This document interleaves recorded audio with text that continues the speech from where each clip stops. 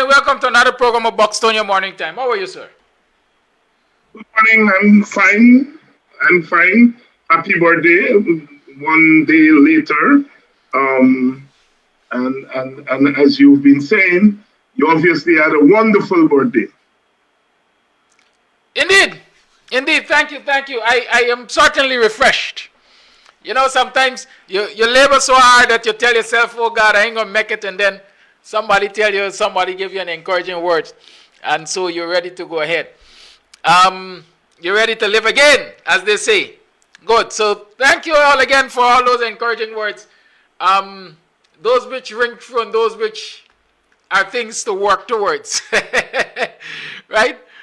Certainly. Dr. Hines, as is usual, when we come here on Tuesday mornings, we go to places that no one has gone yet or we haven't gone as yet. Last weekend we were in Barbados, we were at Kilturn. And I want to say that I think it was a good visit. Um, it gave us an opportunity to interact with people on the ground and find out what's really happening. And one of the things which stood out to me, one of the negatives that is that almost 1 year after this government, this installed cabal, almost 1 year since they've been installed, multi-billion-dollar budgets have been passed. And the people at Kilturn complained on Sunday, or still have reason to complain on Sunday, of neglect from government because of the ethnicity of the community. Remember they spoke to us about the distribution of the COVID grant, I think, and the fact that despite the areas generally considered a mixed one, that distribution stopped in the west at an Indian community, Indian-dominated community, and continued in the east from an Indian-dominated community. So that old block of what you might call majority black communities were left out of the COVID grant. What were your takeaways from that particular bit of information?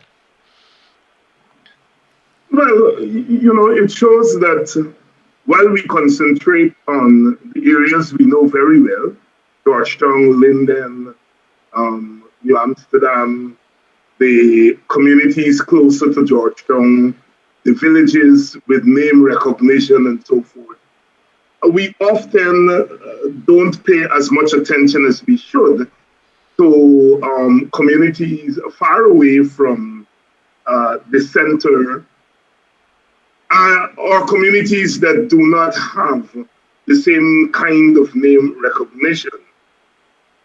And so when you go to these communities and you hear the stories, they're familiar. They're familiar stories because those of us closer to Georgetown, we know of the experiences. But what you recognize when you go to those communities is how isolated those people are. They're victims and they're isolated because nobody hears their voices, hears their voices. Nobody's there to accentuate their stories and make their stories public. And so they seem to be so cut off. And I know you said Berbice at the beginning, but actually that part of the country is really Eastern quarantine. It's really quarantine. And so they're not even in Berbice. They're far away from the Berbice centers. So my takeaway from that is the need for us to be all inclusive in our activism, the need for us, even in the era of COVID-19, to go out and to visit communities, but more importantly, to listen to those communities, because we could have gone to that community. And while it was Kilturn, really it's the Joppa area, it takes in Kilturn, Evershan, Brighton, all those areas. So it's really a collection of villages, and they have their story to tell. And often there's nobody to listen to them. So the takeaway, yes, is that the behavior of this government is not just confined to known communities or known African Guyanese centers, but it spreads all over the country.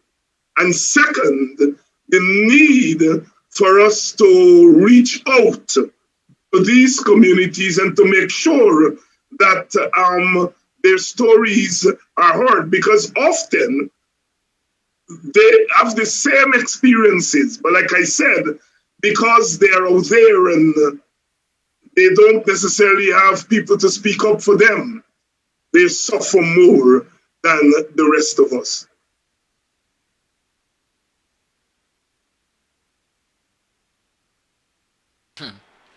Is it to be considered an anomaly in that while this level of discrimination is taking place, in terms of the distribution of resources to these communities, on the other hand, the government seems anxious to get involved with these communities where lands especially are concerned?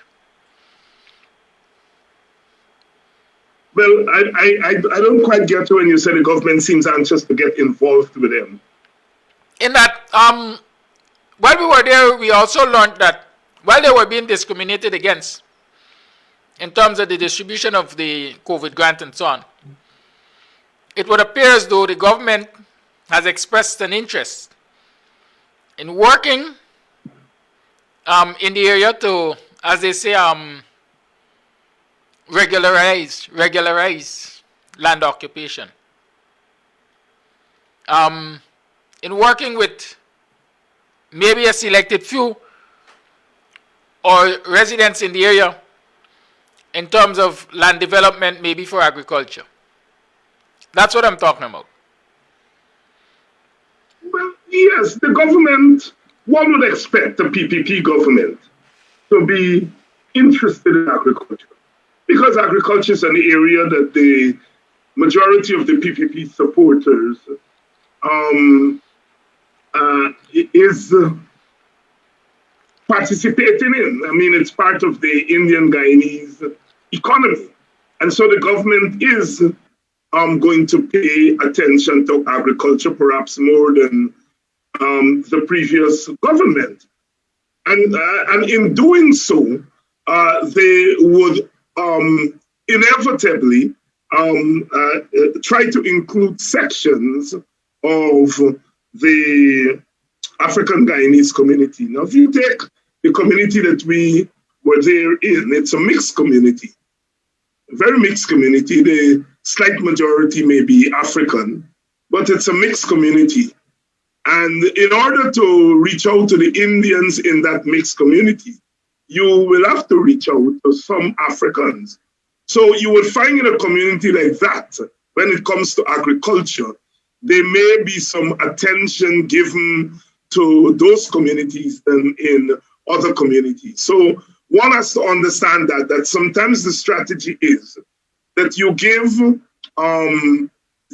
a penny to your opposite community in order to give $2 to your community, and that's been part of the PPP strategy. See, I always like to point out to our people that there is a method to madness, and there is a method to racism and racial discrimination, which is you give the appearance of inclusiveness, you give the appearance of equality without equity. See, and that is why we have to move the conversation from not just mere equality, but towards equity. That is, that you can reach out to all communities equally, but do you give them the same thing? And that's where the equity is concerned. So our message to people in communities, in African communities, that when the government come into those communities, do not just be satisfied with being included, but we have to make sure that you're included in an equitable manner. So there's not just equality of presence, but equality of opportunity. Equality of opportunity. And so that's the message. And I want to say here, Kidaki, that my own view and the view of the Working People's Alliance is that our strategy as communities or two communities that are known as opposition communities has to be multifaceted in the sense that we have to encourage our people that the government is operating in their name and they're making decisions in their name, and the resources at the in the hands of the government are their resources, so that wherever it is possible, they should take advantage of those resources, but that we should educate our people and mobilize them to ensure that they get their fair share of the resources. And that mobilization should not only be done at a mass level, but it should be done at a community level. And that is why we need community groups, community watch groups. See, we have to stress organization. The late Stokely Carmichael, later known as Kwame Ture, always, wherever he went, from the time of the 60s, he would say, organize, organize, organize. And that ought to be our watchword. We ought to organize for political action, direct and indirect political action, but we also have to organize for economic survival and development. We can't wait until the government goes, this government goes, in order to engage our people in developmental activities. We have to do it now, and we have to learn that. It is part of the Guyanese political culture, and perhaps more so in the African Guyanese community, that we do not feel that we should engage in developmental activities when the party that we vote for is out of office. I think we have to change that attitude and stress our people that development is an everyday thing, regardless of whether your government is in power or not. And especially now that your government is not, your party is not in government, that you have to engage in developmental activities. So it has to be part of our message. Often our message is purely political. And I don't have a problem with the political, but over political message at the expense of the economic development message may not be what we need at this time. And because we are in a changed environment, given the oil revenue that has already begun to come in and has already been spent. Because the PPP is borrowing money against the expectation of oil revenues. That is why they raised the debt ceiling, so they can borrow money. And that's the money they're spending. So it's really the oil money they're spending already. And we have to organize our people, whether it's in agriculture or manufacturing or small business, whatever, we have to organize our people so that they can demand, first of all, demand a fair share, and second, to take advantage of it when it becomes available. So if it's pesticide or it's training in agriculture techniques or training as far as marketing is concerned, our people should take advantage of that. We should supplement it. But if the government is in the quest to make it available to their people, it happens to come to our communities, then we must take advantage of it. So our message as opposition activists, so to speak, must stress economic and developmental strategies and tactics as far as our people are concerned. Economic and developmental strategies. Well, we know what the economic and developmental strategy of this cabal seems to be. Forever long, we have been dealing in a society where it would appear as though it's divide and rule. It is the haves not get the scrapings, and those who are close to power or in power get what is considered best. I saw on social media a Ministry of Health clinic card circulating indicating that persons were given the Moderna version of the COVID-19 vaccine, while the average citizen had to settle for the Sputnik V. Um, any response to that kind of, what should I say, discriminatory health practices? No, I want to be very careful with this vaccine story because there are all kinds of conspiracy theories flying around vaccination. And I want to be very, very careful not to get into them. So I want to stay away from vaccine. I think the whole vaccine business is a mess. It has become part of our political foolishness, and we are playing with our lives on both sides of the divide. I'm very strong on this. You know, as I said, I've made it known to this audience, I am pro-vaccine. I think people ought to take the vaccine. I'm not preaching to anybody. If you don't want to take it, that's your business. As a public person, I've come down on the side of vaccination as the best preventative and defensive measure. That's my personal view. So unfortunately, that in this vaccine has become part of political mess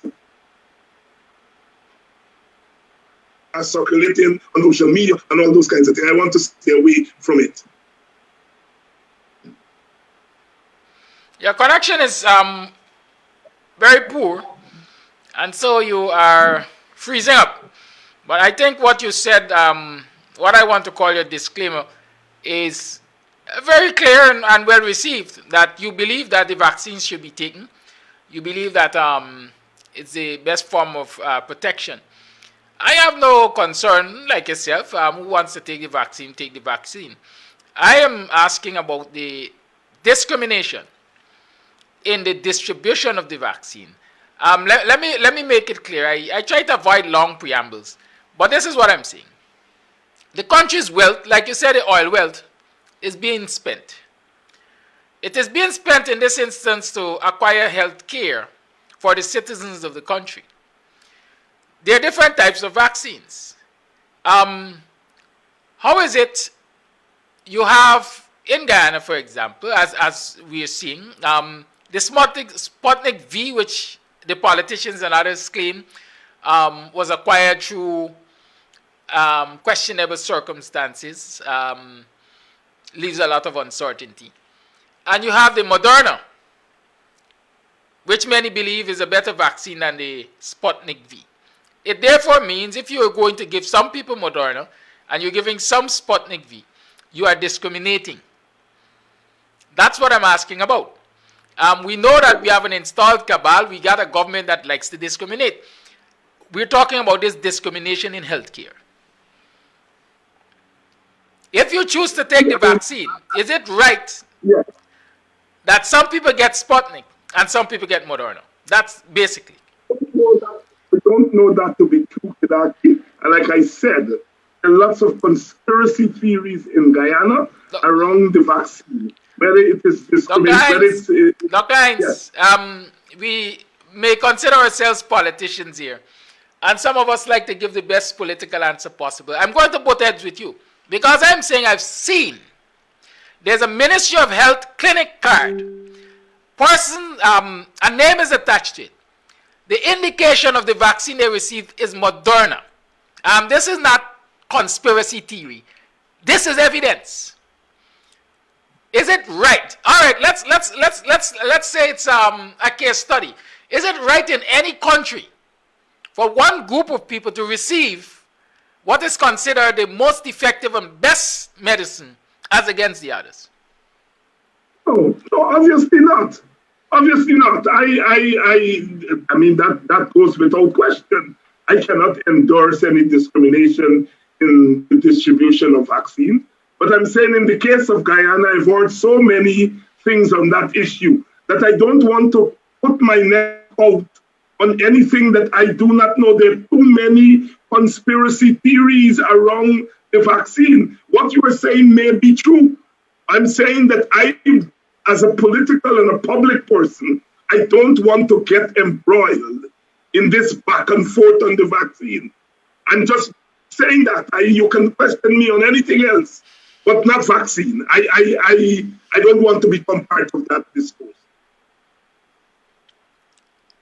I respect your wishes and your position, sir. Yes. Let's talk about anything else. I noticed it would seem as though the Biden administration is ready to throw its weight around. I've heard them talk about the situation in Cuba. I've heard them address Haiti, and in short, they seem to be saying that people's rights and democracy must be respected. Do you see that as a sign for Guyana and Guyanese? Do you see that as a possible indication that the Biden administration is soon to address the situation in Guyana? Yes, but let me explain it so that I think we run the risk of becoming too complacent on this issue. We run the risk of expecting too much from the Biden administration. Let me make that disclaimer up front. The way American foreign policy works is that it is holistic. It's not piecemeal, except when they choose to direct their attention to one country, either for regime change or for regime support. And so, one, we have to understand how American foreign policy works. Second, we have to understand where Guyana stands in the larger mix of things. Guyana's become part of the US gaze for two reasons. One, because of our oil, and that is not going to change.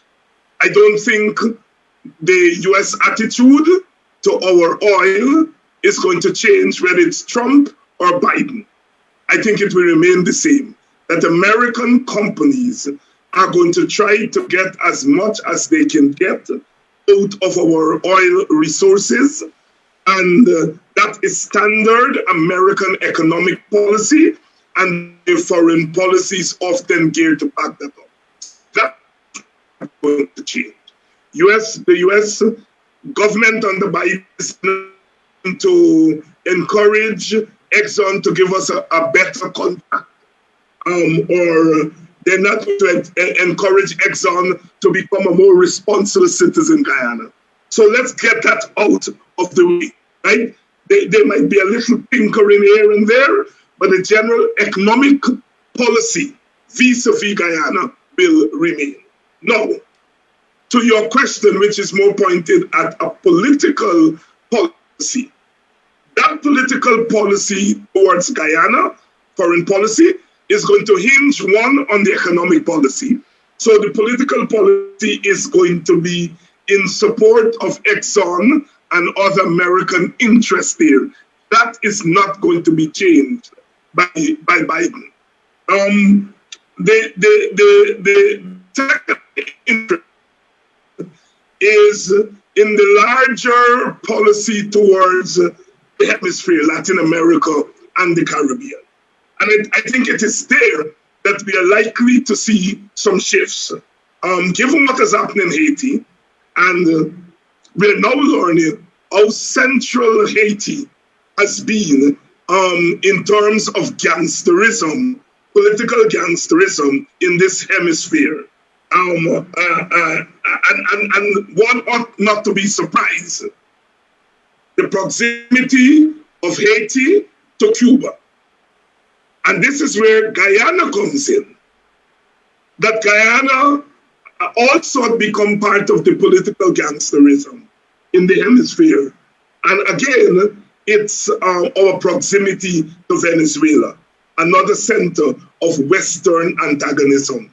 No, so we ought to understand that Haiti has become a gangster country. You have about 15 gangs who are controlling that country. They literally don't have a government. The state is weak. The army is non-existent because the Americans disbanded the army in the wake of the Duval years. So what you have is a country that is out of control. And so in a sense, you can have 20 people trained as a mercenary group to go in there and to take down the president, right? So part of geopolitics is what Haiti has become, given the Haiti proximity to an important theater of hemispheric policy. Let's come to Guyana now. What is happening in Haiti? We in Guyana have to be sorry, because the same thing could happen here. All right? No, those same mercenaries taking down the Haitian government could attempt to go into Cuba and do the same thing. And they could come to Guyana and use it as a launching pad to go into Venezuela to do the same thing. We don't know yet exactly who are the real intellectual authors of that story that has gone on in Haiti. And we have to be very careful because there is a way in which the rest of us in the English-speaking Caribbean have become Haitianized. Corruption rife in any English-speaking Caribbean country. We know it in Guyana. And it's not just petty corruption about round the corner at border market or big market. We're talking here about institutionalized corruption that includes the underworld, what Thomas calls the criminalization of the state. So you have that. You have poverty. And where you have poverty, you are going to have corruption and all the other things that go with that. 43% poverty in a place like Guyana. All right? We have ethnic division. So there is no sense of national solidarity. We have a merchant class that is that has no scruples as far as accumulating wealth is concerned. And we have a government that is prepared to cover those things. Some may argue that we have a government that is encouraging it. Right? Now, why am I saying all of that? I'm saying all of that to say, all right, that Guyana is a sitting duck for what happened in Haiti. All right? No, we have a government that is concerned strictly with power and is prepared to trade the stability of our country, to trade the integrity of our country, to trade the security of the people of the country for it to stay in power. And so that is what makes us vulnerable. Now, faced with all of this that is happening here, whether it's here or in Peru, where they just had an election and a leftist person was declared the winner, and there are problems there. This instability in Latin America and the Caribbean, the Biden administration is now having to come up with a policy to deal with it. How are you going to stabilize this region, which has been made unstable by the Trump administration? Now let me go back to Haiti. And I'm using Haiti in order to answer your question, because that's where the theater is. The Haitian government under Moise, the leader who was assassinated, had embraced Venezuela and the Venezuelan government. in exchange for oil through the Petro-Caribbean program. So getting cheap oil from Venezuela. And Moise, through his support behind the Venezuelan government, as a lot of our Caribbean countries did, who were benefiting from Petro-Caribbean. The Americans then threatened Moise with withdrawing economic support from Haiti. Now you have to understand the Haiti state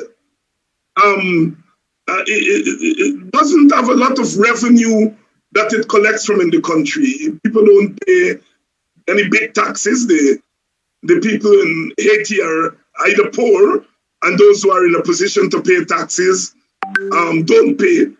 And so the revenue base of the government is not like many other countries. And so they depend a lot on these gifts and grants and loans from institutions, not unlike us in Guyana and other parts of the Caribbean. And so when the Trump administration threatened that they will withhold loans and other grants and so on from American, from these Western institutions, you have to cut loose Maduro and moving Trump at his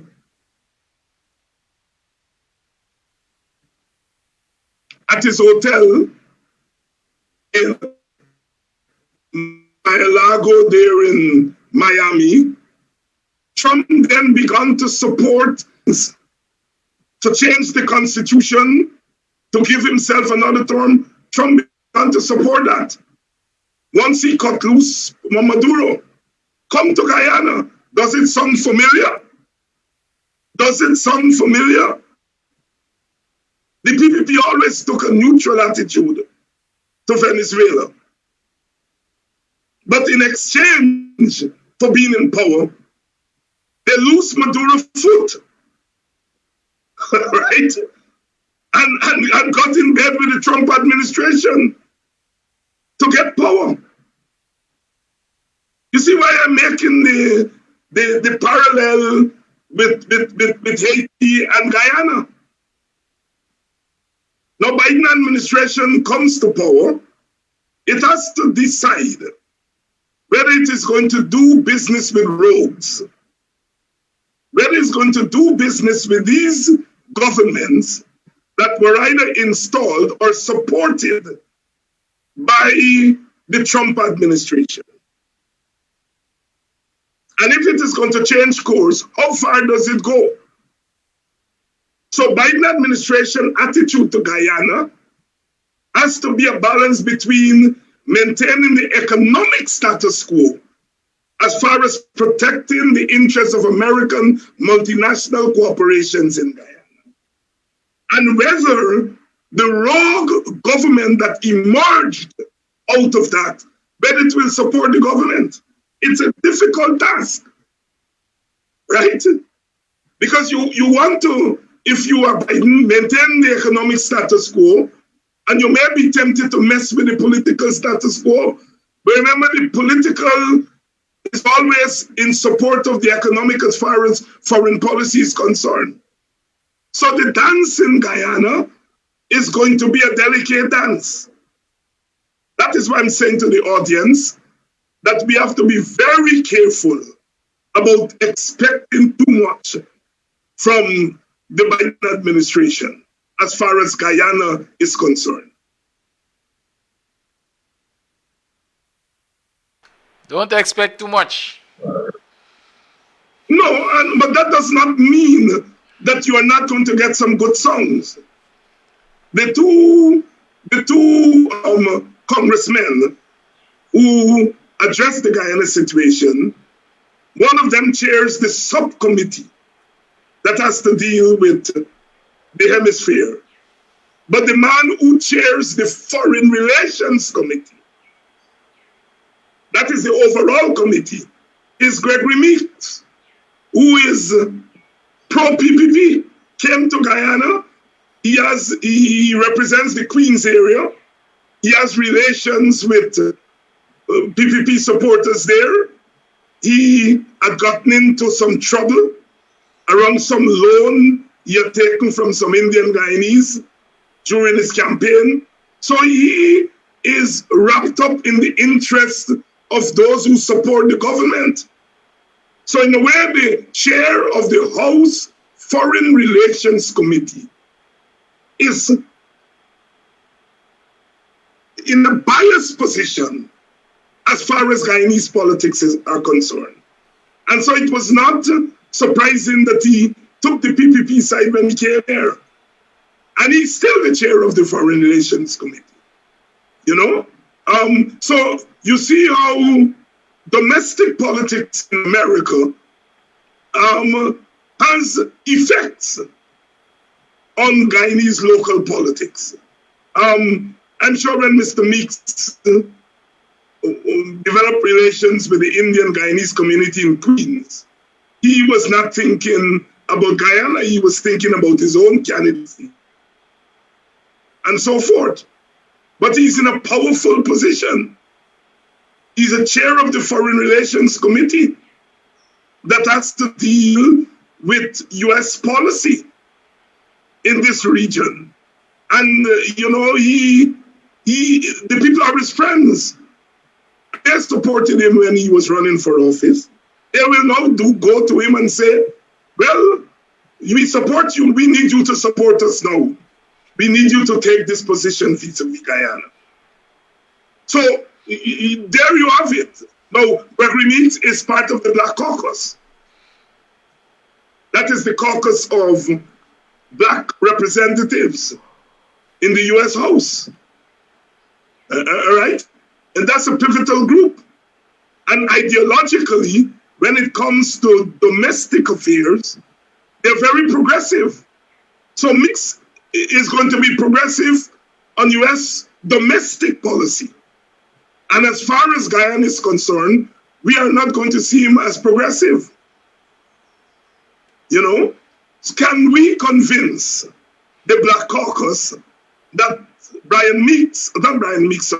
Lord, that's my colleague, Gregory Meeks, can we convince, when we said we, I mean those who are lobbying on the part of the opposition, can they convince the larger Black Caucus to rein in Meeks as far as Guyana is concerned? Can they convince him that he's working against the interests of Black people in Guyana? That's a lot of work. It's a lot of work. So I'm saying that, yes, while we're hearing some good songs coming from some quarters in the US establishment, do not get too overexcited by it, because US foreign policy is far more complex than meets the eye. US foreign current policy is far more complex. What is also complex is while you're getting these utterances from the foreign powers that be, is it not important that the local representatives of the people, what should I say, show similar strength? Are you seeing that kind of strength coming from the locals? If not, why not? Look, you know, I have been critical of the opposition. Everybody has been critical of them, and everybody can be wrong. They've not done the best job that they can do. They've not been as proactive. But as I have argued, that we have to balance that criticism. We have to balance that criticism with an understanding of the enormity of the challenge that they face. You have a political opposition that is going through the angst, going through the travails that any government that was that lost office in the manner in which the coalition lost office, they're bound to bleed. after the election. And so, while we may be disgusted by the divisions in the PNC camp, we have to understand it. You know, in the wake of the 133 days, our first 1953 government, when you had a united PPP, and they were thrown out of office by the British in collusion with the Americans, after 133 days, what happened? You had a split in 1955 that we haven't recovered from. In fact, a large part of our problems stem from that split. We had a split in 55, we had a split in 66.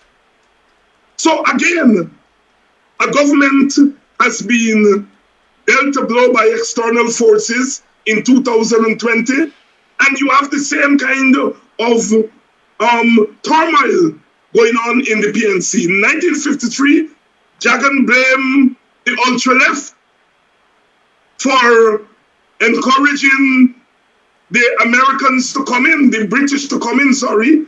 He said that they had not picketed the Queen when she came, and they had not done this, the British would not have invaded. So Jagan was blaming the ultra-left. And then the Burnham faction was saying it was Jagan and his communism that attracted the British to come in. And so they were arguing among themselves, and then they split up. First in 55, and then the second split in 56. And that's what we're having now in 2021. You see, history is important. External forces played a big role, not the only role as Winston Jordan would say, but they played a big role in throwing them out of power. And then they're arguing among themselves as to who was right and who was wrong. Is Granger wrong? Who was right, who was wrong? And that has to run its course, Kidaki. There's not much you can do about that. That is how politics work. And when you have a wounded animal, they cannot stand up in the way they should. I'm not making excuses. I am merely stating the fact, because it has happened in our history before. When you have a wounded loser, that loser cannot automatically stand up and fight in the same way as they would do if they were not in that circumstances. So we must understand that, even as we criticize them. The second thing we have to recognize is that when you are not defending territory, the other side is claiming that territory. So while you are wounded and you are quarreling among yourself, you are losing political space. And the other side is taking that political space and it becomes stronger. When you look up, the animal that we saw in August is a 10 times, 20 times stronger animal that we are seeing in July of 2021. Because it has taken advantage of the space that was left to it by an opposition that was devastated. And so it has taken space because of that. It has also taken advantage of the international environment, which is on its side. Now, this is politics we are dealing with, and we have to be clinical when we are explaining politics. All right? You have the global environment which is on your side. They're on your side because they have economic interests here. They may not like your politics, but they think you are better in serving their economic interests, and by extension, their political interests. They're going to close their eyes to your excesses. The PPP knows that. They've been around for 70-odd years. They understand that. They're taking advantage of that. Look at how Gail Teixeira talked back to the two congressmen. Because she knows that down the ladder, they don't represent the power. So she can talk to them. If Blinken were to make the same pronouncement, the Secretary of State, Gail Teixeira will not talk to Blinken like that. But she can talk to the two congressmen who belong to the subcommittee like that. Understand, my audience, how this thing works, right? So the PPP knows that it has international cover, all right? Here is what else it knows. It knows that when you go to the courts, that our courts have not shown the capacity to deal with the complex political issues that go before them. I know our supporters dismiss the Chief Justice and say she's PPP and so on, and I am not quarreling with that. But it is much more comprehensive than that. It's a court system that is three-pronged. You have the High Court, the Court of Appeal, and then what happened during the election is we now have the CCJ that has taken jurisdiction where we didn't have jurisdiction before. So we have three levels of court. And the two levels, the level of the High Court and the level of the CCJ, we have seen from them that they are not going to interpret our electoral laws in a liberal way. They're going to interpret it conservatively. That is, they're not going to buck the system. You know, Thurgood Marshall used to say a constitution is a living constitution. And they're not treating our constitution as a living constitution. And so therefore we get the kinds of rulings from the CCJ and from the High Court that I can't go in the people head to know which party they support. But I can tell you as a student of politics, I can tell you that their rulings are consistent with a very conservative interpretation of the law.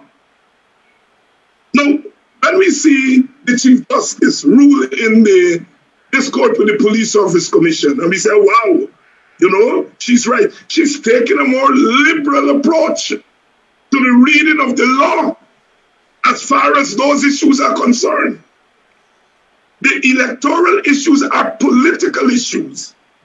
Vincent Alexander likes to say, and he's correct, that we're asking our courts to really settle a political matter that they are not equipped to settle. And so what they do is they look at the electoral laws, not in the larger political sense as we would want them to do, but they're looking at the electoral laws in very narrow ways.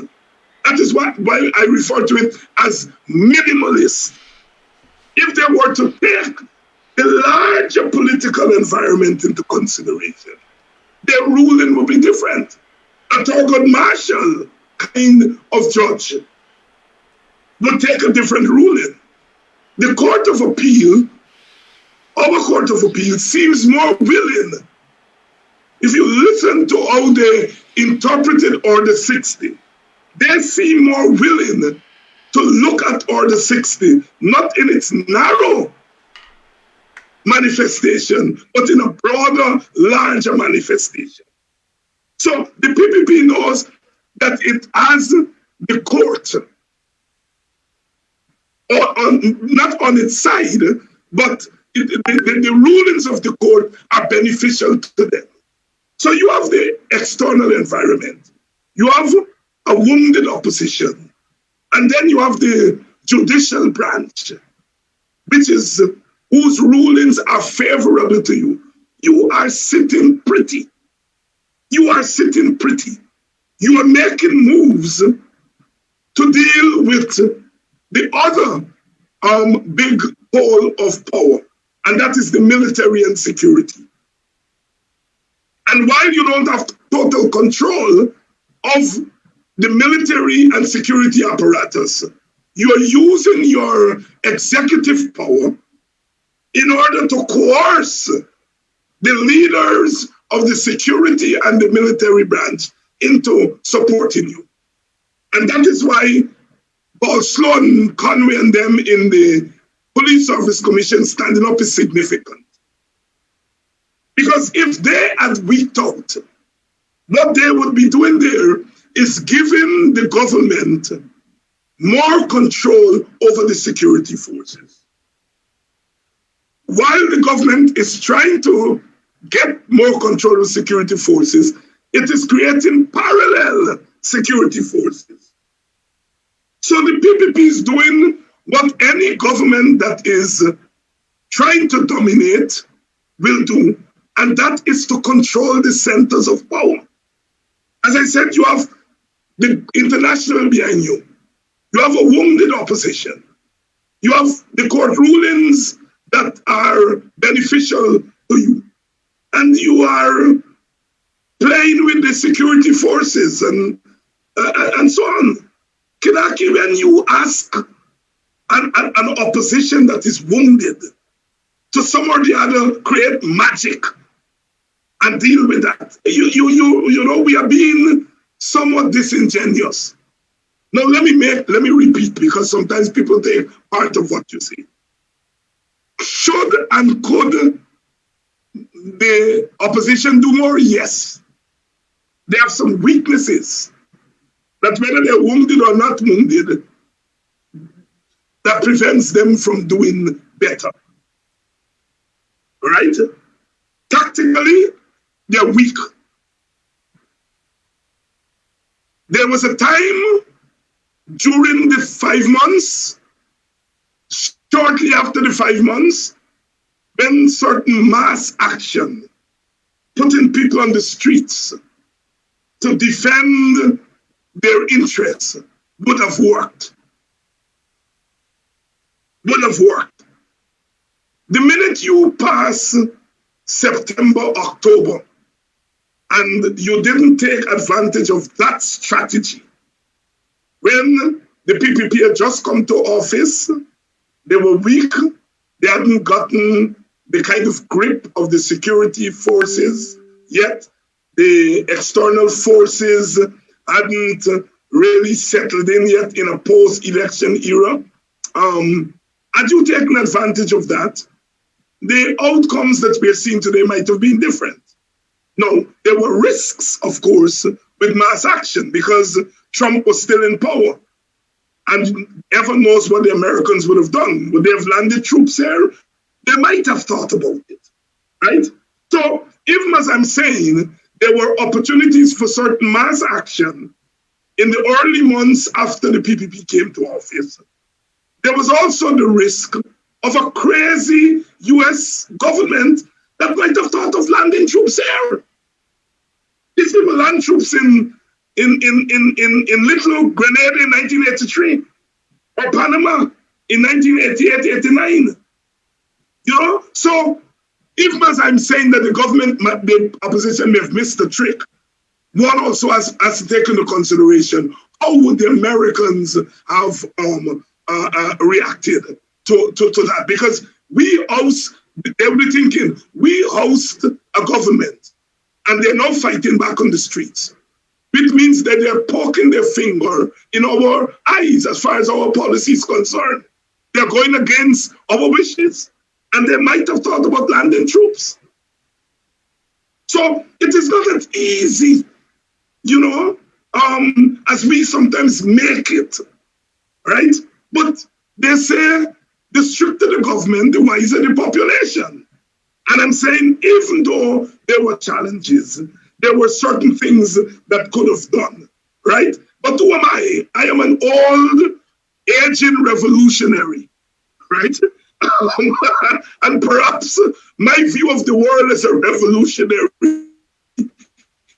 is not how moderates view the world, right? So I may not be the best prophet as far as what should have been done in that era, because I am a revolutionary, you know. But as a political analyst, I give you both sides. There are things that they should have done. You know, they could have put people on the streets and defend their interests. On the other hand, the Americans could have landed troops if things got out of hand. All right? So there we have it.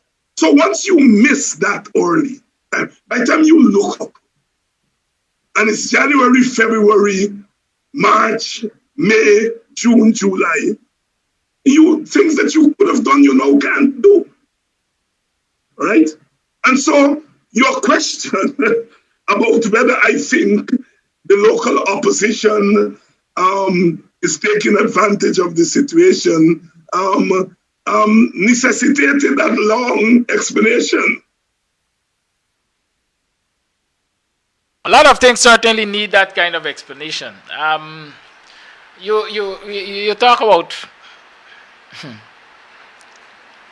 the whole control mechanisms in place and so on, the army, the military. We have seen these moves. We have seen these moves. I often wonder, is there a risk? Is there a risk in this approach in terms of quote unquote fortifying the coercive arm of the state to perhaps oppress the people? Especially when you argue that the very coercive arms of the state are predominantly of one ethnic group. Is there a risk, is a calculated risk the government taking, or they know for a fact that the military will remain apolitical, etc.? Well, politics is always a risk, eh? And sometimes it pays off, and sometimes it doesn't pay off. Whenever you are taking those draconian measures as a government, you're always cognizant of the repercussions, the possible repercussions. And sometimes what you do as you go along is that you anticipate those repercussions and you put things in place. So I think the regional security forces that they're talking about is being developed in anticipation that at some point people in Guyana are going to rise up against the excesses. And so therefore you preempt that by setting up apparatus to do that. So you may be able to extend the authoritarianism. But ultimately, the environment changes both domestically and globally. And so therefore, in the final analysis, you will have to deal with the consequences of what you do. You see? So it is some governments, authoritarian governments last for decades. Some last for years. It just depends on how the situation plays out. You see, the opposition is not going to remain weak.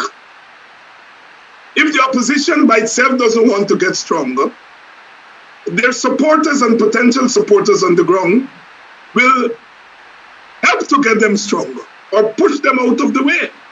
So this situation is not going to continue forever. I think political people have to do political work. This is not an instant game. We're not going to remove the PPP instantly. They can be removed via the courts, and the courts are not about to go there. I don't know what will happen 2 years from now, 1 year from now, but I think now the court is not in the mood to interpret the law in a way to remove this government. I think we already see the shenanigans around the petitions. Some of them are based on mistakes that the opposition made and give the court an out.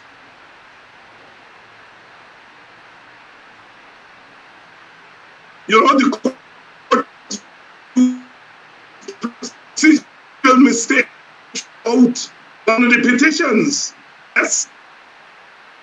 This is a procedural mistake, but in the larger mix of things, it should not affect the petition.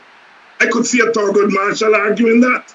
Our courts took a very conservative approach. It is procedural.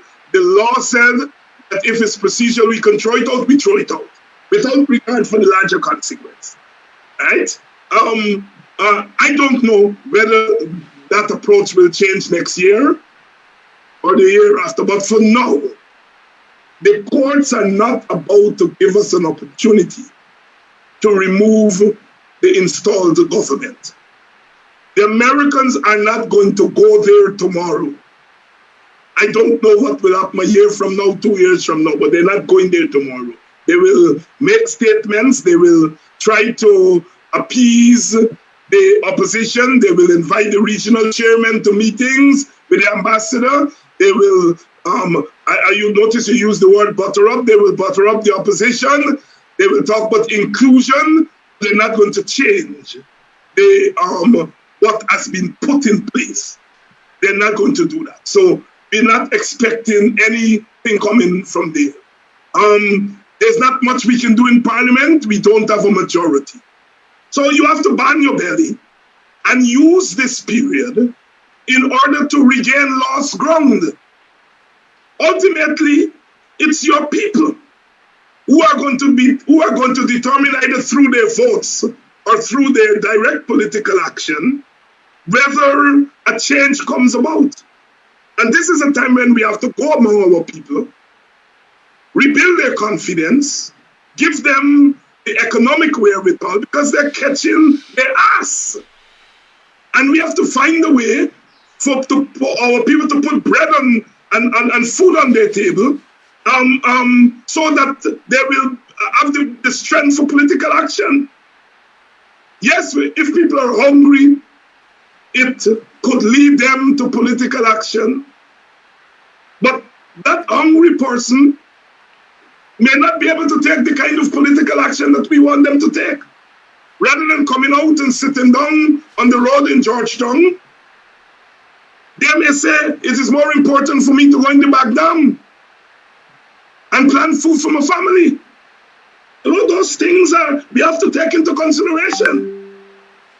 So we have to use this period when we are done to make sure that we are not out.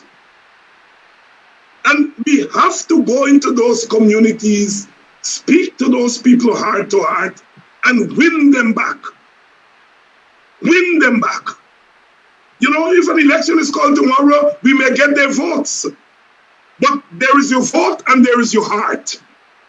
We may win the vote, but may not win their hearts.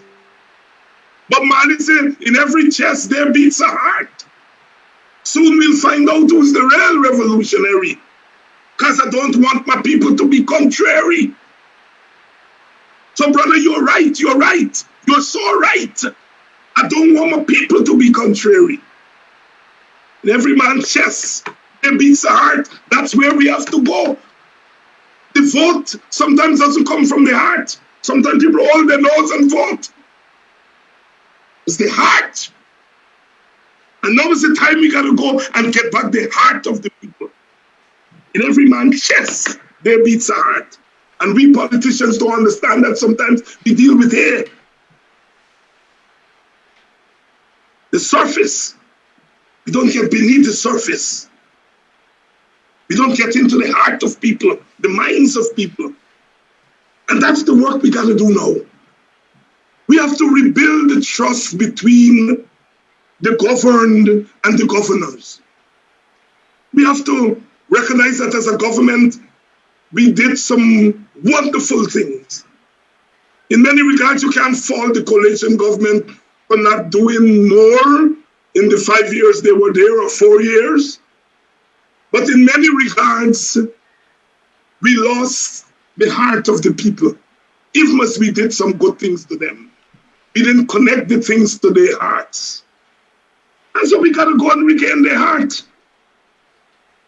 And this is the time for serious political work. We have to stop crying and get off our arse and get out there among the people and do the kind of political evangelic work that needs to be done. Stop complaining. Get up. We have made mistakes. They have knocked us down.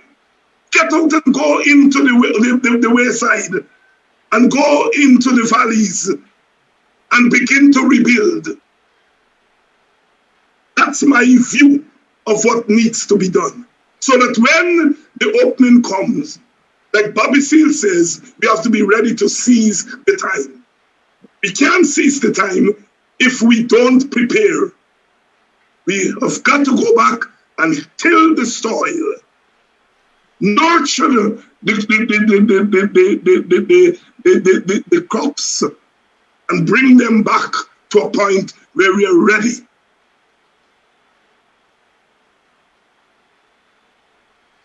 A lot of people seem to believe when we before I go there, um, the PPP says the kind of conversation you and I are having, we're playing a dangerous game and we're going to lose badly.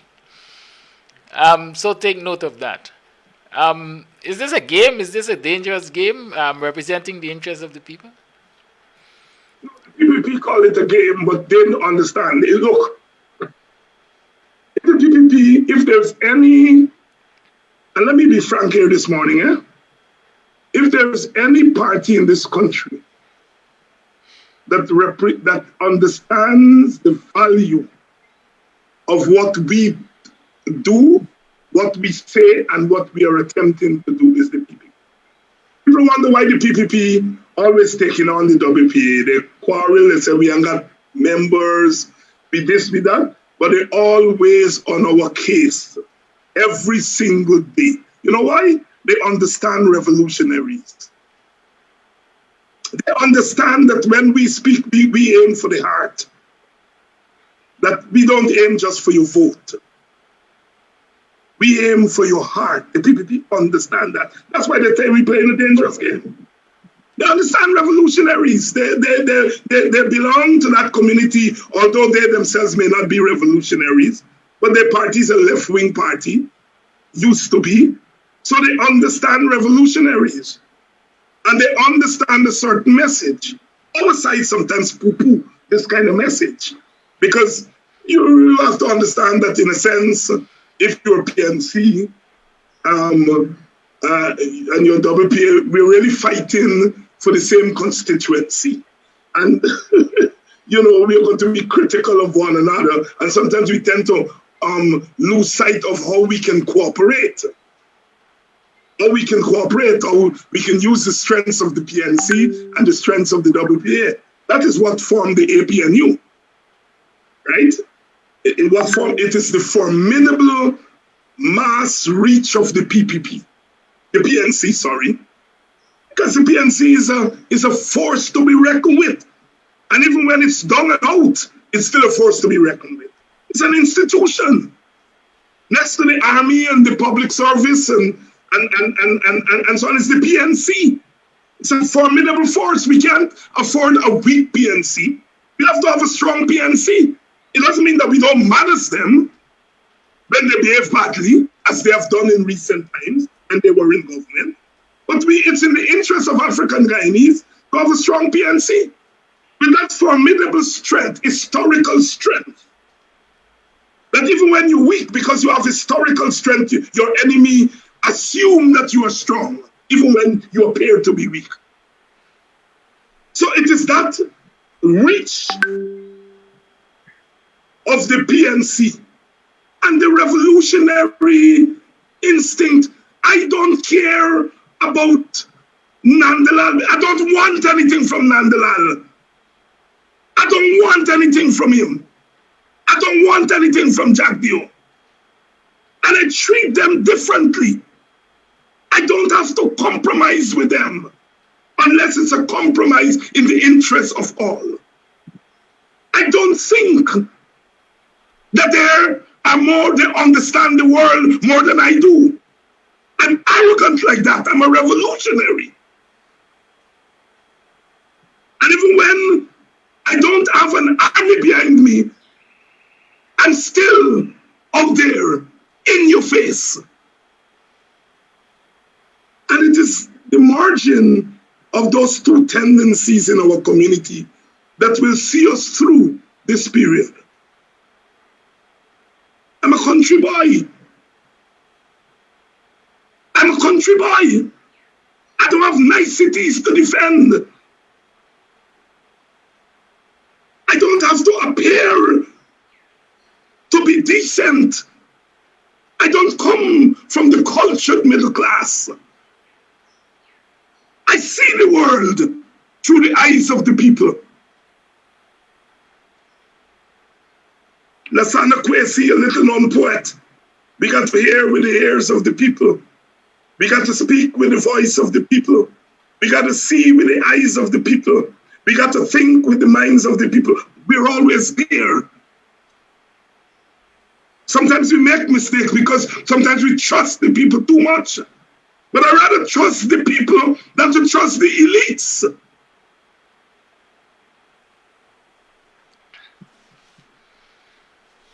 So the PPP understands when they're dealing with a Kinaki Amsterdam or a Takuma Ogunse or a Clive Thomas, they know what they're dealing with. And the dangerous game that they're talking about is that we are giving our people the real deal. We are telling our people that the cash grant for $25,000 for COVID relief and the cash grants for a couple $1,000 that they're going to give the school children next week, that what is right about that is cash grant. What is wrong about it, it is far, far lower than you can get. That when you calculate what we are already getting from oil, you should be getting more than $25,000. You see, we are not going to come and tell you, don't get the cash grant. God knows you that $25,000 can buy something. But we are going to tell you that given the revenues that are coming in a couple of years, you could get $5,000 cash transfer. And they don't want us to tell you that.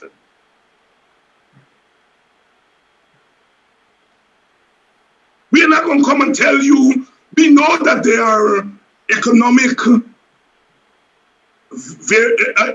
variables we have to take into consideration. That if you get too much money in the economy, what it does to the economy, we know all of that.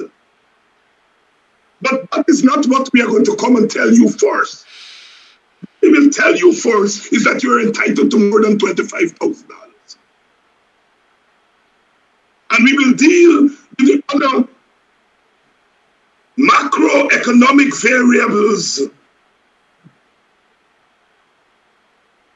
That is the difference between us. And the PPP understands that. They understand that. They say, let's study Halloween, you know. Let's study Halloween. And they understand who is a fly in which ointment. They understand that a strong PNC, a united PNC, with a leader who's a visionary, they understand what that means for them. They understand that the WPA, however small, has a big voice.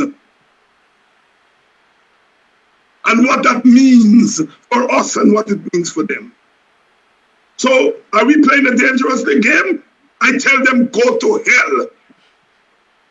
I am very much convinced that we have to play the dangerous game of organizing our people to combat what they're doing to us. If that is a dangerous game, I plead guilty, come to me. I'm ready to go. Preparing our people, giving them the political nourishment, giving them the organizational wherewithal, so that they can ready themselves for the next round of what is clearly a battle for Guyana, for our share, our equal share in Guyana. And if you think I'm playing a dangerous game, I'm ready to go, come for me. Death before dishonor. Yep. I've been there ready. And we could go again. Always. Right. That's what the revolution is about. You know, we constantly refer to the PPP as a set of bullies. they like you to cower in fear and stay quiet. And when they're confronted by this kind of approach, behavior, and so on, they label you all kinds of things. Let's just talk quickly about Rickford Burke and Nandlal in Queens, it was, I think. You would have seen, quote unquote, that confrontation. I am sure you would have heard and seen again what I consider the evidence that Nandlal is now wanted by the New York police for certain threats or what do you call it, conspiracy to procure for murder or something to the extent, allegedly based on what I've seen.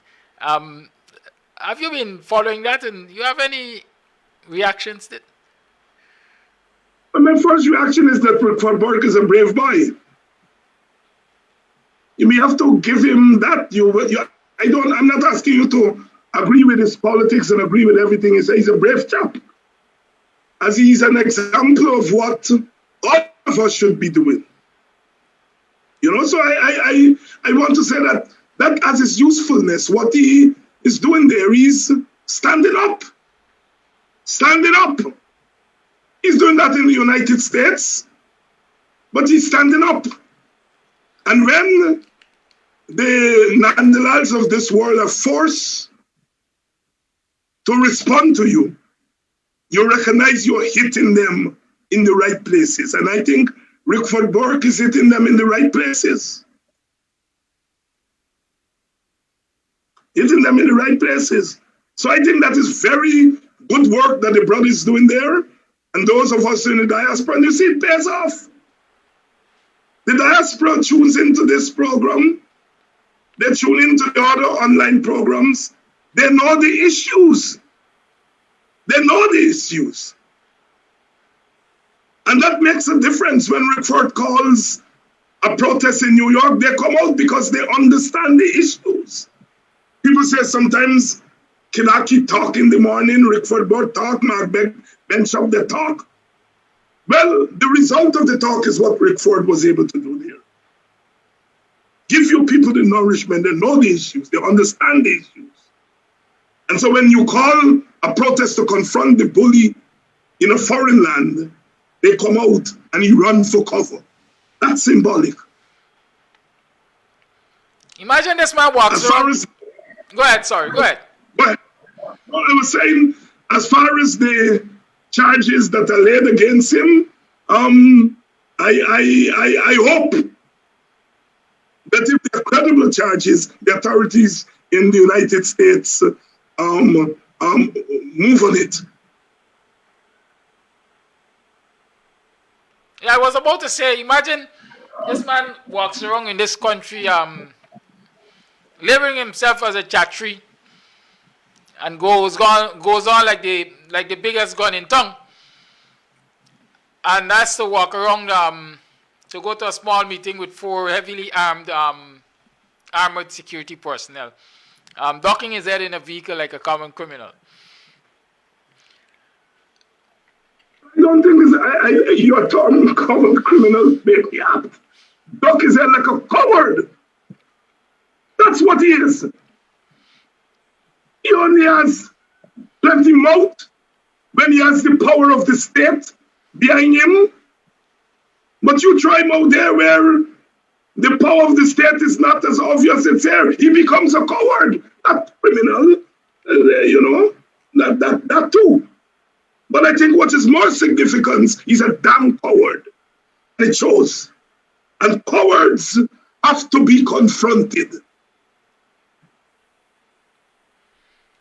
And so when he goes to the people's community to talk about land, they must chase him out. Especially when it is ancestral. No, I am not. No, Kinaki, I'm not going there to chase him out. Confront him. You chase him out, you don't get a chance to confront him. When he comes, confront him. That's what you do with bullies. When you chase him out, he goes to another place. When you confront him, he will be afraid to go to another place because he wouldn't want to be confronted again.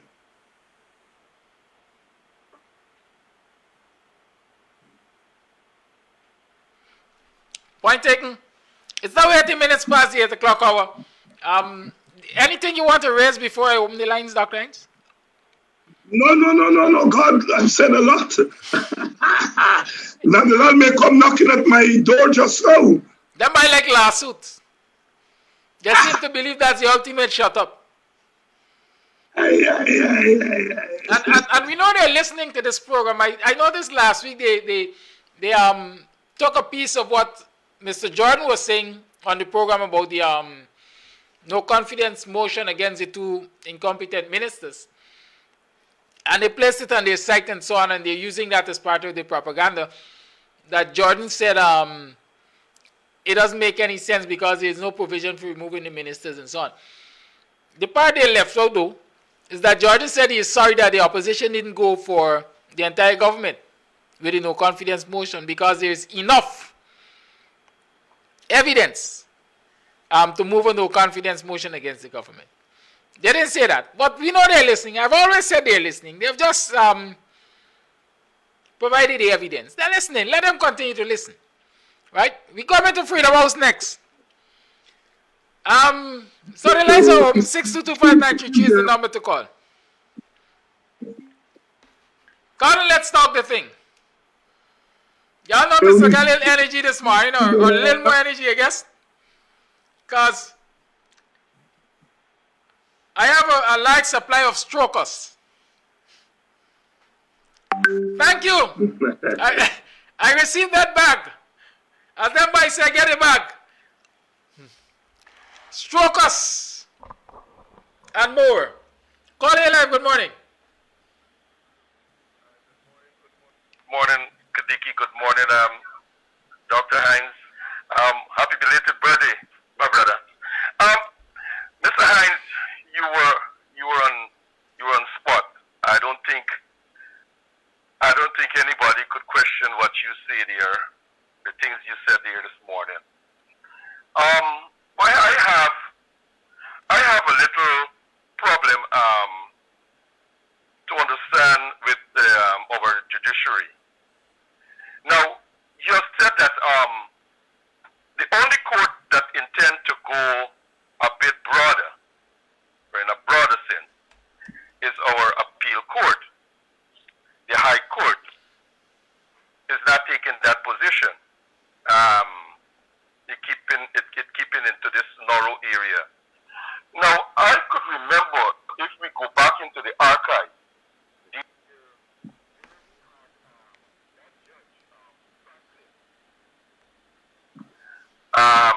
and then after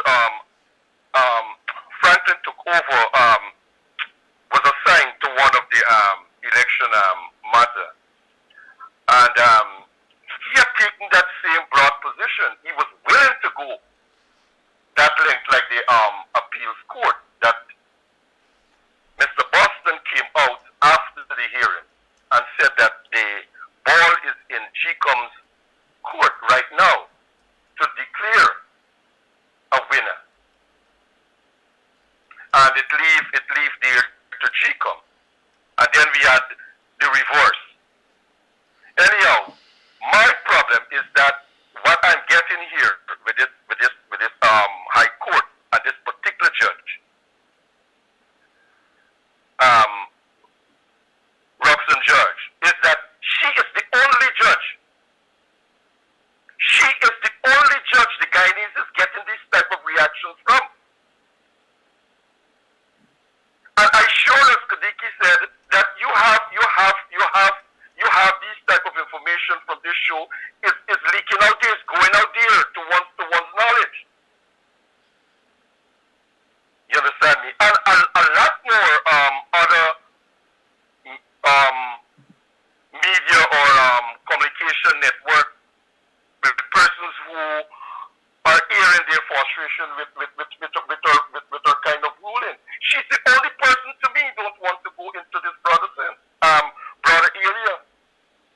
Other judges are willing. Why she's not? That's my problem with Roxanne Judge. We are not seeing that the High Court in itself, with all the judges there, is unwilling to take that broader step. Just this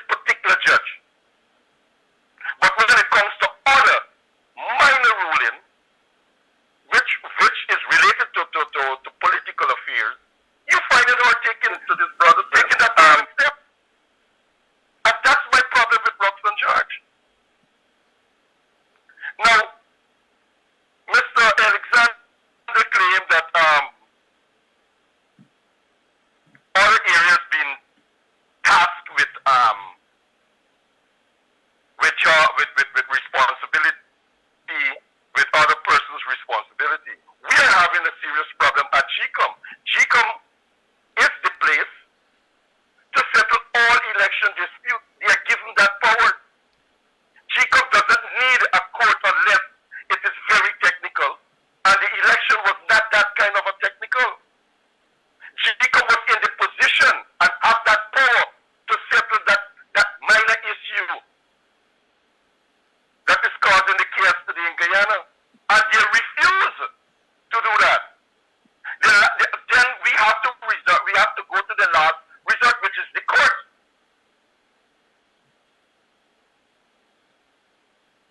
Because GCOM is refusing to do their work.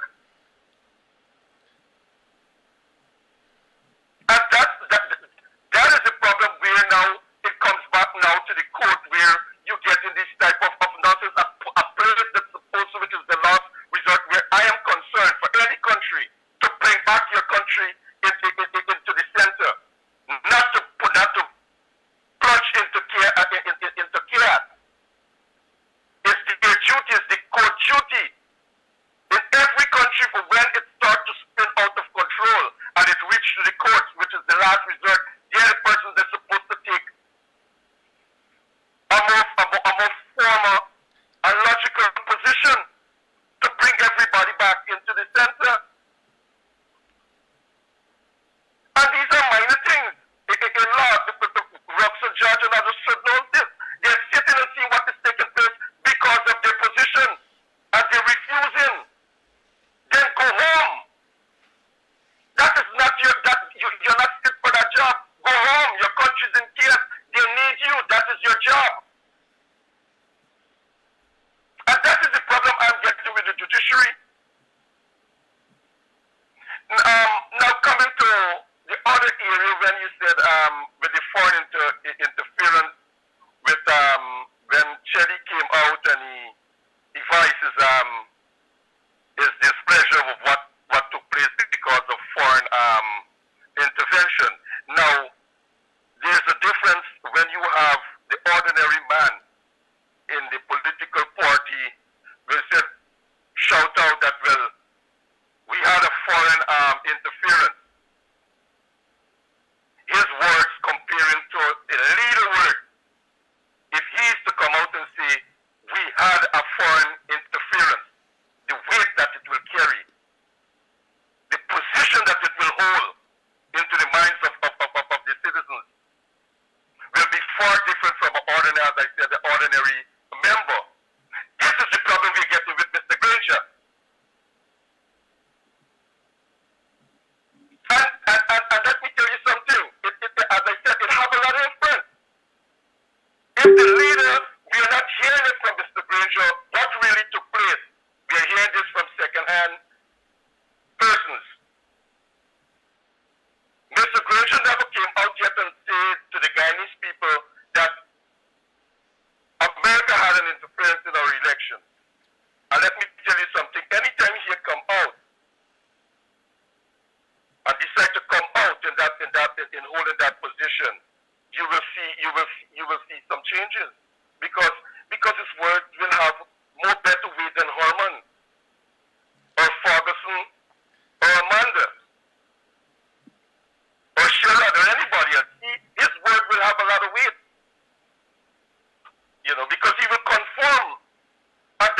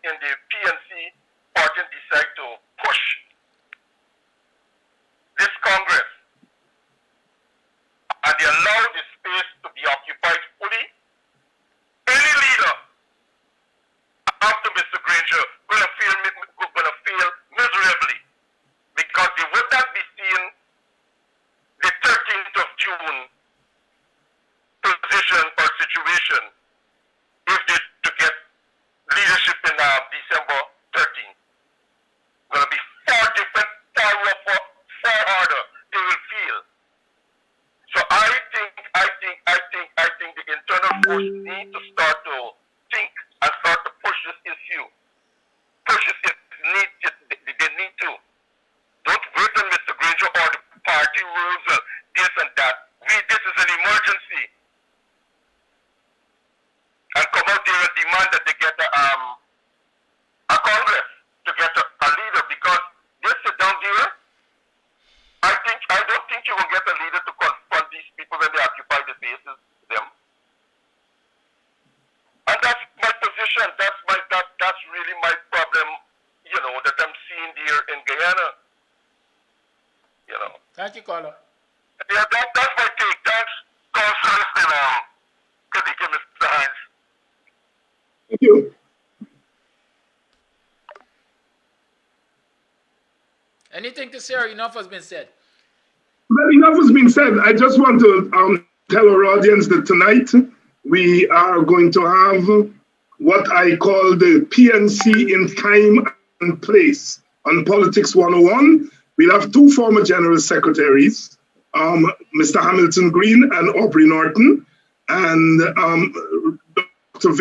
Van West Charles, Richard Van West Charles, to talk about the PNC as a party, where it has been, where it is now, what is the future for the PNC. The PNC leaders, I think the time has come for them to come out and speak frankly to the people.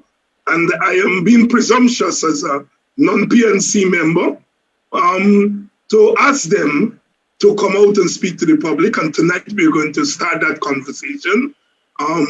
Hammy, Aubrey, different generations of general secretaries, and Richard Van West Charles to talk about the party directly to you. And then on Thursday, I'm going to have a panel of independent commentators to respond and discuss what they speak tonight. I intend to do the same thing for the AFC and for the WPA, to bring those three parties of the opposition on Politics 101 to talk about their parties and what they intend to do in what their caller just said is really a situation of emergency. So stay tuned. Tonight, we start with the PNC, and then we move to the AFC and the WPA in the coming weeks. Yes, the lines remain open. 6225933 is the number to call. Remember, the program comes to you with the kind compliments of Chefs, the mobile restaurant now operating at Bakewell Street. That's Dr. Miller Road, I understand, at the eastern entrance of Republic Bank at Triumph. Go down there. Today's menu include fried rice, include pot roast chicken, include pumpkin and fried fish, include egg balls and chana and so on and so forth. Caller Live, good morning. Caller Live, good morning. Good morning, Kadaki. How was the birthday? Good, I'm alive. I survived. All right, good. Good morning, Dr. Hines. Good morning, my fellow Bostonian. I want to ask a question. So, Mr. Marshall said that the opposition could take them to court. So, do you know if they are doing anything about it? They could do impeachment? And the next question is, you were right with what you said, what the American is doing, but on the other hand, these people are selling us out, especially when it comes to Exxon. They're allowing them to flare more than what they're supposed to be doing. So my question is, when they flare all this extra, who is that oil is going to? Is it going in a special pipeline for the American and not for us? Who need money need to stay, they need to pay us so we could have that money? That's my question. Because everything what you said this morning, I totally agree, and I keep on saying the same thing. I'm saying the same thing. Nobody's not coming out. Nobody's not even saying anything. So, you expect people going to get angry. And there's a lot of people. You got to work very hard in that village there because a lot of people change their mind. And your guys' work are cut out for you. People change their mind because sometimes you talk to people. People are saying, "No, I'm not doing this, and I'm not doing that." But we got to work together. And you guys talking every day is educating people, so people would have a fully understanding of what is going on. Because a lot of things your Kadaki didn't say. You might try to tell somebody, but when you guys bring it to an open forum, people get on the news like, "Oh my God, I didn't know this." It's so good, very, very much educating. Keep it up. We need it. Have a blessed day. Okay. Thank you, guys. You're welcome. The lines remain open. 6225933. It's now 8 hours 34. The sister raised the question of flaring. Let me be frank. In order to maintain power and keep power, the PPP is prepared to kill Guyanese. That's what this whole flaring. When they mess up the flare out there, they mess up the fish in the ocean there, they mess up the environment. It's the same fish we people gotta eat, and so on. So they're prepared to kill us. They're prepared to kill Guyanese in order to hold on to power. It's as frank as that. The sister's right. You know, we have to get into our communities and talk to people. We in the WPA have begun to do that this weekend. We were invited to a community on the quarantine. We got there and we are being invited to other communities, and we will be going in as the weeks go by. And I just want to make it clear that we have no secret. We are going into those communities and we're asking people to organize themselves to survive economically. We're asking them to organize themselves politically. We're asking them to organize themselves to defend their communities against economic aggression in particular. That is, we are going with a message of self-organization, that we are not going there to ask people to do some other things that is for others to do. We are going in with a message that we must organize ourselves in our community for economic survival, for political survival, and educationally. Those are the three messages: economics, education, and of course, politics. If people want to join us in the WPA, you are free to. But our primary message is not to come to people community to tell them to join our party. We'll be glad if you join the party.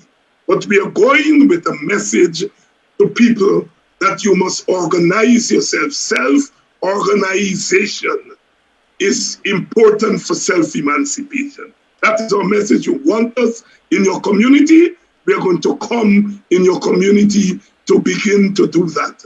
And before we start any conversation in any community, whether the community is open to it or not, we apologize. And I want to say to the WPA, insofar as we were part of the government, a government that did some wonderful things, but a government that made some mistakes. For the mistakes that we made, we in the WPA would like to apologize to you. It is up to the other constituent parties whether they want to do that. But we apologize to the Guyanese people, especially our supporters, for errors that we made when we were in power and when even after we left power, our power was wrenched from us. And that is the part of the message that we are taking to the communities.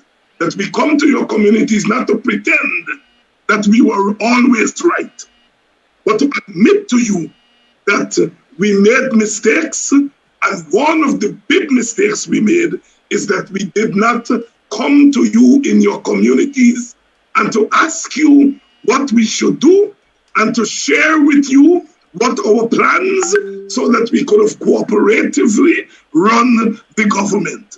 That was one of our biggest errors. We took your votes and we did not come back to you to discuss with you how you want your votes to be used. And that is part of our message in the WPA. You want us in our community, invite us, and we come and we will work with you. Not come, talk to you and leave, but to work with you. If you're doing a project, we will work with you in ways to help you to improve your project. If you don't have projects in your village, we will try to work with you to develop projects. Projects for survival. Our people have to survive this harshness, especially economic survival. And as I told the community that we went into this week, as all of us who spoke told them, we want Black people to earn money, to accumulate money, to accumulate wealth. I'm not a capitalist, I'm not encouraging capitalism, but we want our people to accumulate wealth so they can feed their family, they can house their family, they can clothe their family, and you all know that slogan, those who are old enough, and that you can demand your equitable share of Guyana.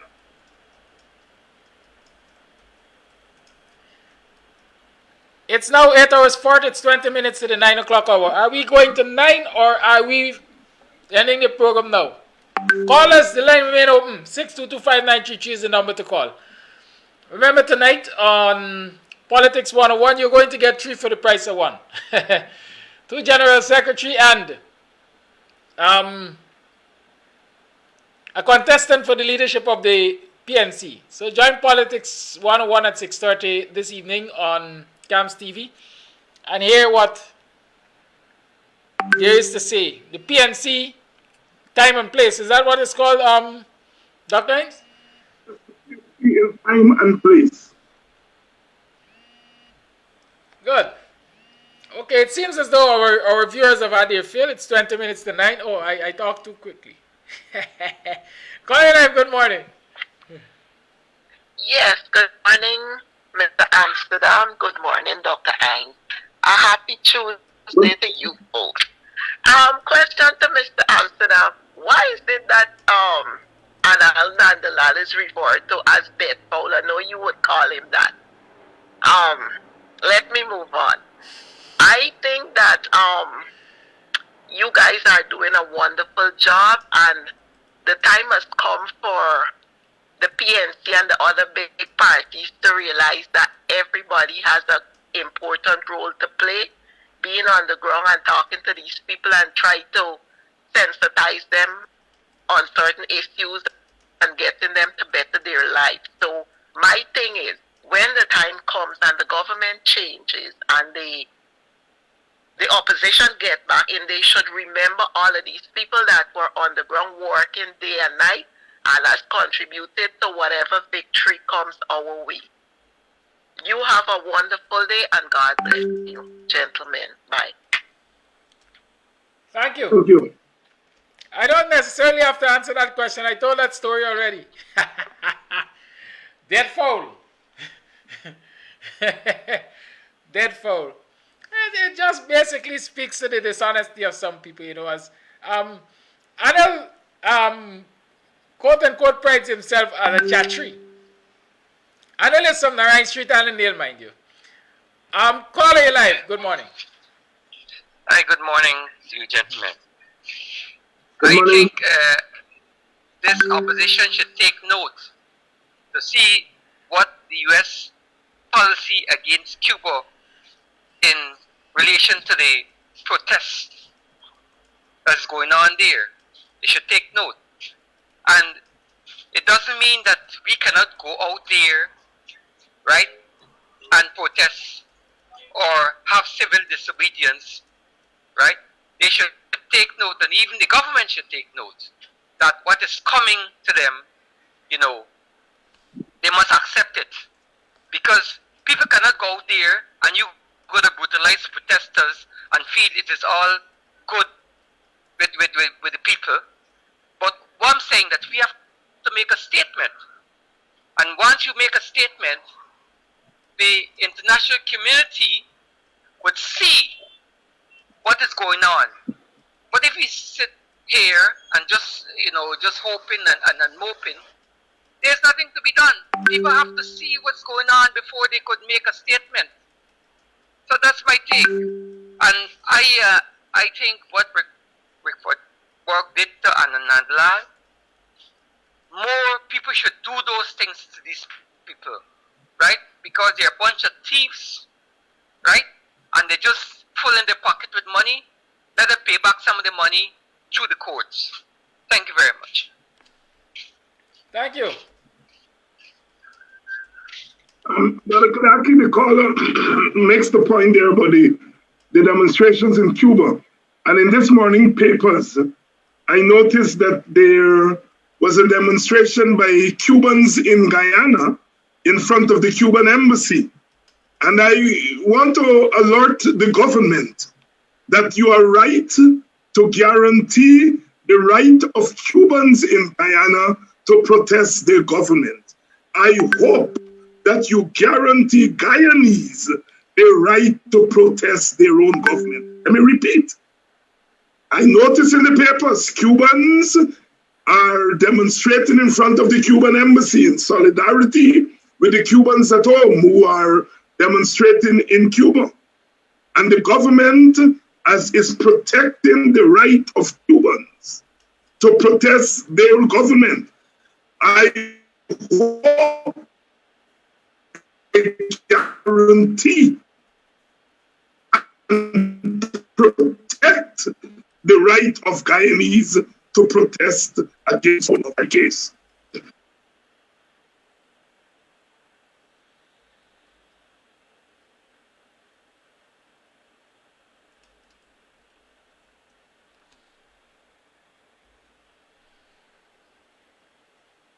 The lines remain open. It's 8 hours 45. 6225923 is the number to call.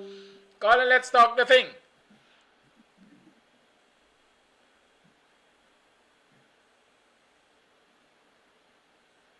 All right, the line seems to have gone dead. Is this program time? Should we call it end of the road for this morning? It's nice to have an early morning every now and again, you know. All right, remember I've said to you folks that we're working on organizing our people, organizing our community, organizing something big. And so I will continue to invite you to submit your names and telephone numbers, contact information, if you are in a community that you think you can help to organize. If you see yourself having the, wherewithal to do that kind of work, or if you want us to come and help to organize your community, right? So you can very well send us that information and we will work with you and see what we can put in place to ensure, as I like to say, you take care of your own destiny. Calling Live, good morning. Yes, Dennis here in Georgia. I listened to Dr. Hines said he hoped that the government protect the rights of Guyanese to vote, to protest. And my thing is, why hope? Why we don't put it to a test and go ahead and protest in Guyana to see what the government will do. It just brings to light and it just shows the weakness of the APNU to not be out there protesting for the rights of their constituents and the people, of Guyana. So another point is that when, say, the opposition get back into power, what are they going to do to alleviate the suffering that had taken place and to provide restitution for lands being taken away and all the money that's being stolen presently? Would they now institute policies to rectify the problem and to actually help those that were marginalized? So that's my take, and I'd like to get a response from Dr. Hines. Your microphone, sir. Dr. Hines? Yes, I think it is time we mount a protest action, a big protest action, probably in Georgetown to begin with. I agree with the caller. It's long overdue. It's time to make a statement. And I hope those with the capacity to do so are listening. Secondly, I agree with the caller. When you have power, you use power in order to right wrongs. And if there are wrongs done to your people in terms of their lands, then you restore the lands to them. You know, the APN UFC government mounted a commission of inquiry into African and, well, not African, into lands in general, and a report was compiled. I don't think they acted on the report. It's there. If they were to get back in power, they need to act on that. And the call is right, that we need to begin to work on policies. You don't wait until you get power to put together your manifesto, what you will do. You start to do that now. And you do it by going into the communities, hearing from your people what their priorities were. I know when Winston Jordan took the finance minister portfolio, I know he said this to me personally, that he wanted to implement a policy when he was doing the budget, that interest groups, including political parties, should make budget submissions to him. And he was very disappointed that some of them who were in the position to do so didn't do so. So here was the finance minister saying, I don't want to do a budget just based on what people in cabinet tell me. I want organizations and institutions to make budget submissions. And I remember at that time, he was disappointed at the lack of response from institutions that represented our people. So I just want to put that out there, that a budget and policies and so on, we should begin to work on that now. That is what I'm saying. Use this time to go and ground with your people, ground with your brothers and sisters, to learn from them, hear from them, and in the process perhaps teach them. Call A Live, good morning. Yeah, good morning, Mr. Kadaki. Thank you for your patience, sir. Mr. Yes, yeah. One thing I have to say, right? Cubans within Guyana demonstrating, right? And Guyanese who live there. And Mr. Ranger Tax say he don't really think for the demonstration. All right? Which I feel Mr. Ranger should be out there from the first time when they put in install catfish government there and get the people out in the street.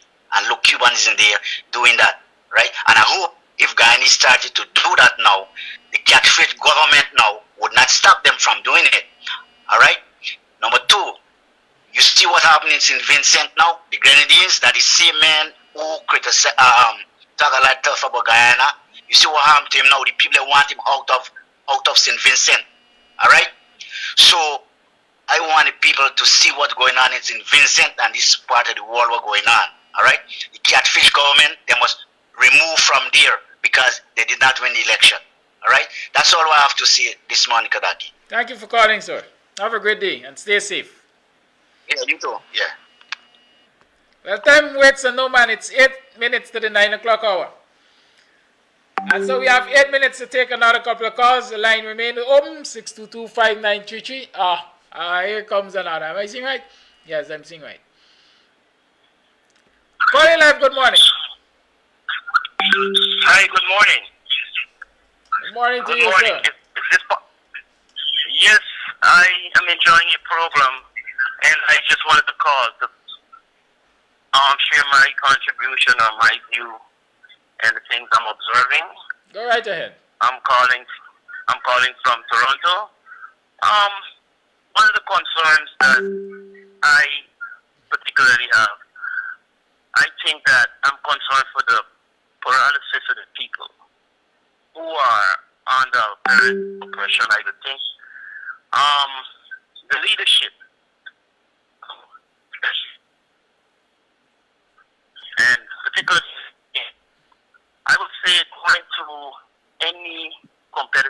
condition, a war, whatever, you win or you lose.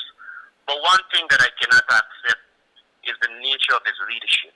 I think that he has paralyzed the people and is getting to a place where it's getting worse. So if it gets to that place, the response that you would need from the people to go out in the streets and do all these things is much receded by what has happened, and the paralysis continues to hinder the retaliation that we would need to get the results that is very critical.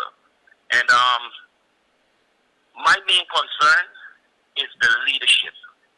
And that's why I kind of go in support of what Mr. Hines was saying just now about going into communities and building with the people and restoring the confidence and the way they need to go in order to approach some form of getting back into a position or place of control and for themselves in order to push things forward. Because we're at a place where it's a very critical condition in terms of the spineful leadership that we require, in my opinion. And I just wanted to contribute that today to the show. Thank you very much. Thank you, sir. Caller Live, good morning. And good morning to you, Mr. Dr. Hine. Now, my contribution this morning is one thing, and I've been advocating this long now. Why don't the opposition leader let the people take the streets and demonstrate the victimization that they're getting from the government? Why they keep crippling the people, like the callers say, and when at the end of the day, we need to stand up for our rights. Thank you. That's my contribution, and I've been saying that long now. Thank you. Thank you, caller.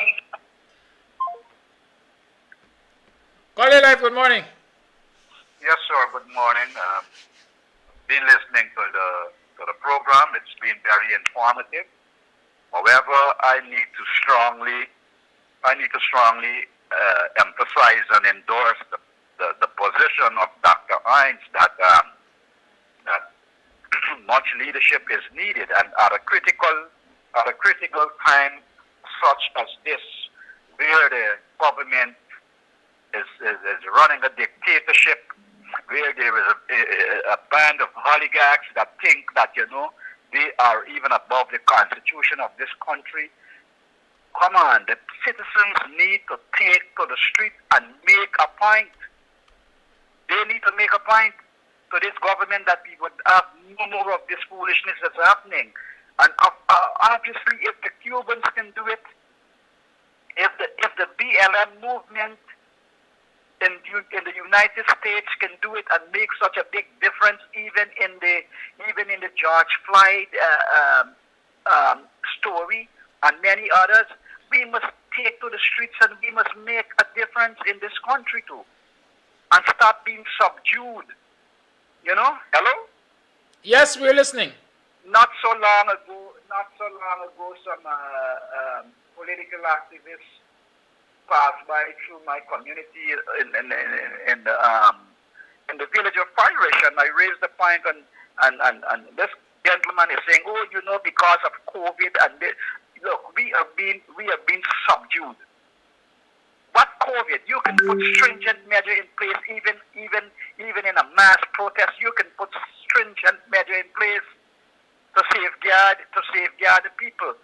And then there was also the fear of the government using their own people to come and create mischief. Come on, those are frivolous, which we know it do happen. But having known all of this, the measures you can put in place, and you can get a very vibrant protest.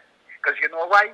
Everybody is affected in this country now. Look at the exorbitant prices of commodities in the store. Look at the heavy-handedness of this government. Look at all of the injustice, discrimination. It's like we are living in an apartheid system.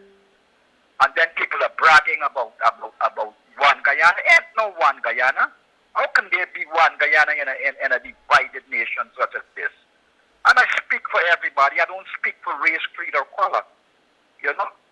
And Dr. Hines, I hope at some point you can take some time to come in these communities and sensitize people. You know, common sense, especially the youths. Massive sensitization is needed. And I mean positive sensitization, not like the ones that others do. Go and instill racism and division. We don't need that. So thank you. Yes. Caller, don't leave. Caller, I'm glad you raised the question, and you're from Firish. As Kedaki will tell you, we heard when we were in the quarantine on Sunday that you all are having some problems here with flooding to the north, where they're trying to build houses and so forth, and some challenges there.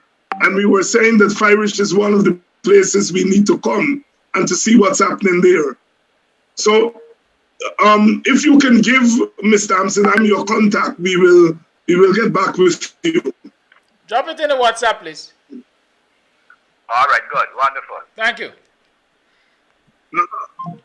It is now 9 hours on the 13th day of July. And the calls are still coming. What are you like? Good morning. Good morning. Good morning, sir. Good morning. Good morning to you, Dr. Hines. Good morning, brother. Caller, Yeah, good morning to you and Ms. please stop listening to the device. Um, Please stop listening to the Yeah, device. yeah, Speak you know, to the program. I look at your program, you guys doing a good program, but you know something, this is a message to the opposition. I was in America when was it the George Floyd story? The opposition need to get out mass up. The reports out of Andrew Cuomo, when was that protest? When the people put the mask on and protest for George Floyd, they did not had a high rate of COVID. COVID is not an excuse.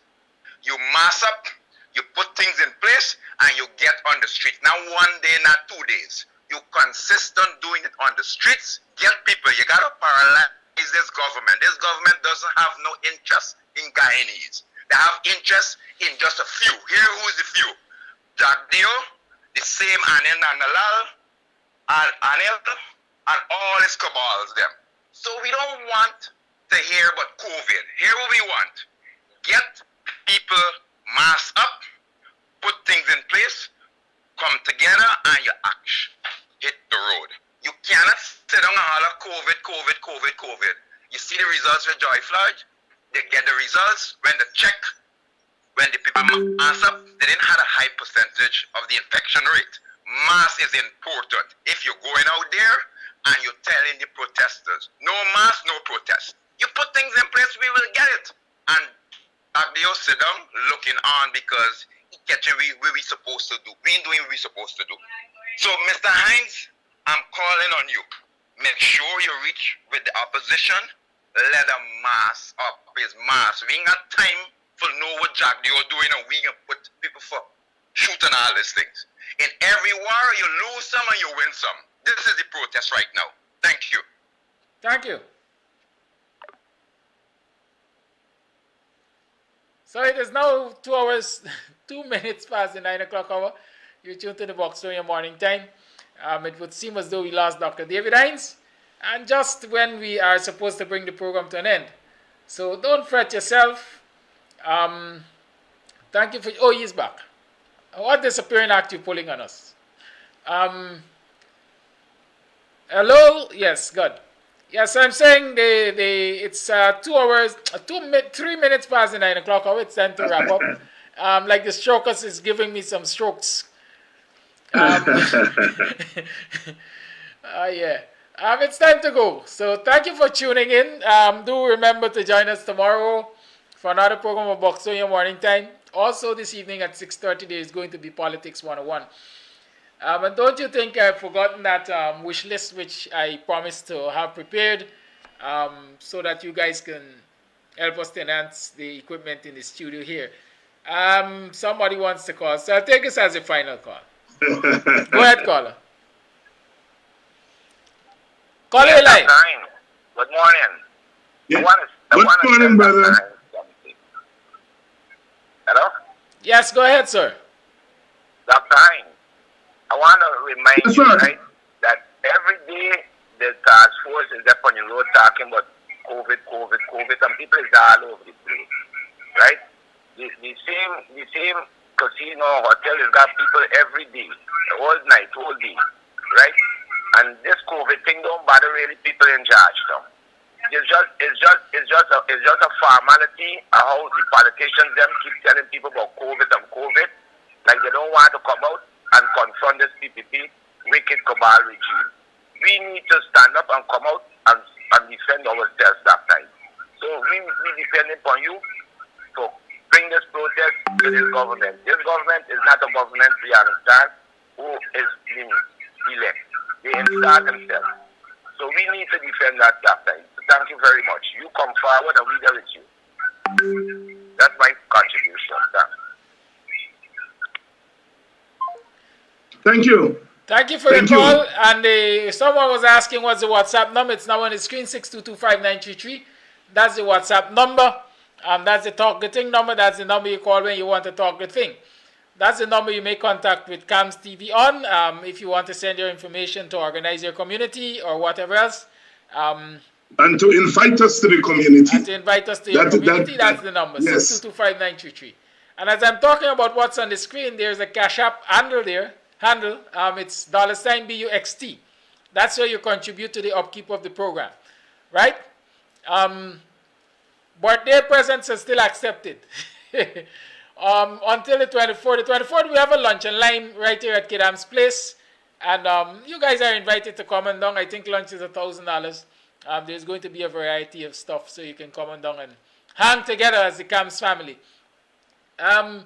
Yesterday, y'all gave me a scare, man. I got to talk about it.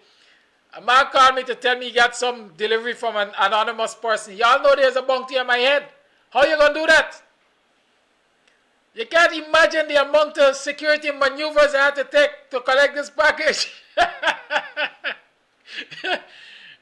to the driver who brought it, sorry, bro. If you think I rough you up, well, we got to take precaution. Anyhow, the package from the anonymous donor was well received. I'm grateful, and I have my full supply. Thank you very much. Have a great day, y'all. See you tomorrow, and see you this evening, as a matter of fact. Be careful. Stay safe. COVID is real, and it's a killer. Goodbye.